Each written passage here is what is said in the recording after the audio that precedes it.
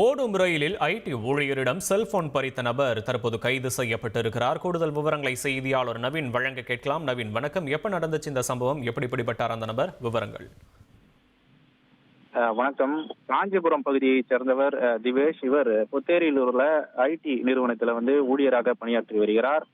இந்த நிலையில் கடந்த மே மாதம் 26ஆம் தேதி அவரது சொந்த ஊரான காஞ்சிபுரத்திற்கு சென்று தனது தாயாரின் பிறந்தநாள் விழாவை கொண்டாடிவிட்டு மீண்டும் பணிக்கு செல்வதற்காக அன்று இரவு 26ஆம் தேதி இரவு ரயில் மூலமாக சென்னை நோக்கி வந்து கொண்டிருந்தார்.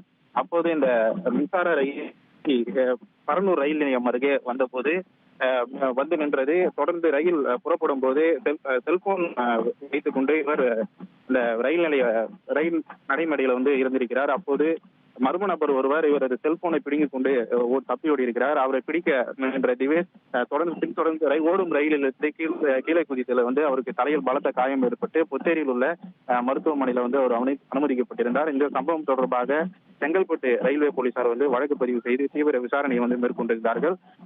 தொடர்ந்து இந்த பரனூர் ரயில் நிலையத்தில் சுற்றியுள்ள ஒரு 50க்கும் மேற்பட்ட சிசிடிவி கேமராக்களையும் அதே போல டவர் டம்ப் எடுத்தும் இந்த குற்றவாளியை போலீசார் தேடி வந்தனர். இந்நிலையில் இந்த குற்றவாளி உத்தரப்பிரதேச மாநிலத்தை சேர்ந்தவர் என்பது தெரிய வந்த நிலையில தொடர்ந்து ரயில்வே போலீசார் உத்தரப்பிரதேசம் சென்று குற்றவாளியை அங்கு தேடினர். ஆனால் அங்கு அந்த குற்றவாளி இல்லாததால் மீண்டும் திரும்ப செங்கல்பட்டு வந்திருந்தனர். தொடர்ந்து இந்த செல்போன் சிக்னல் மூலமாக அவர் செங்கல்பட்டு அருகே சுற்றி திரிந்தது தெரிய வந்தது. தொடர்ந்து அவரை கைது செய்த போலீசார் அவரிடம் நடத்தப்பட்ட விசாரணையில அவர் பெயர் அமீர் அலி என்பது தெரிய வந்திருக்கிறது. தொடர்ந்து அவரை கைது செய்து அதே போல இந்த திவேஷின் செல்போனை பறிமுதல் செய்து போலீசார் அவரை நீதிமன்றத்தில் ஆஜர்படுத்தி தற்போது சிறையில் அடைத்திருக்கின்றனர்.